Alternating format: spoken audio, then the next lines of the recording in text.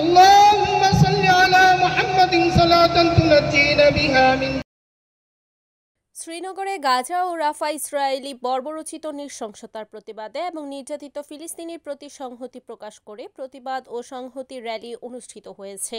18 April শুক্রবার বেলা 10:30টার দিকে শ্রীনগর উপজেলার সনবাড়ি ফ্লাইওভার ব্রিজের নিচে এই প্রতিবাদ ও র্যালি অনুষ্ঠিত হয়। এ সময় উপস্থিত ছিলেন কেন্দ্রীয় স্বেচ্ছাসেবক দলের সহসভাপতি এস.এম. জাহাঙ্গীর, সহসভাপতি নাসির উদ্দিন মোল্লা, সহসাধারণ সম্পাদক শাহ আলম রনি মৃধা, মুন্সিগঞ্জ জেলা স্বেচ্ছাসেবক দলের যুগ্ম সাধারণ সম্পাদক মোস্তাফিজুর রহমান রিপন, দপ্তর সম্পাদক রফিকুল ইসলাম ঝন্টু মোড়ল, মুন্সিগঞ্জ জেলা স্বেচ্ছাসেবক দলের বন ও পরিবেশ বিষয়ক সম্পাদক জসিম দাওয়ান, শ্রীনগর সরকারি কলেজ এর সাবেক জিএস সিদ্দিকুর রহমান, আটপাড়া ইউনিয়ন বিএনপি সহসভাপতি নুর ইসলাম বাদবর, ওসমান গনি মাঝি, আটপাড়া ইউনিয়ন কৃষক দলের সভাপতি মোহাম্মদ সুজন সহ শ্রীনগর উপজেলার বিভিন্ন ইউনিয়নের বিএনপির অঙ্গ সংগঠনের নেতৃবৃন্দ। র্যালিটি ছনবাড়ি ফ্লাইওভার ব্রিজের নিচ থেকে শুরু করে উপজেলার এম রহমান কমপ্লেক্স হয়ে জমজম টাওয়ার, দামলা 3 দোকান, বালাসুর সড়ক প্রদক্ষিণ করে বাগড়া গিয়ে শেষ হয়।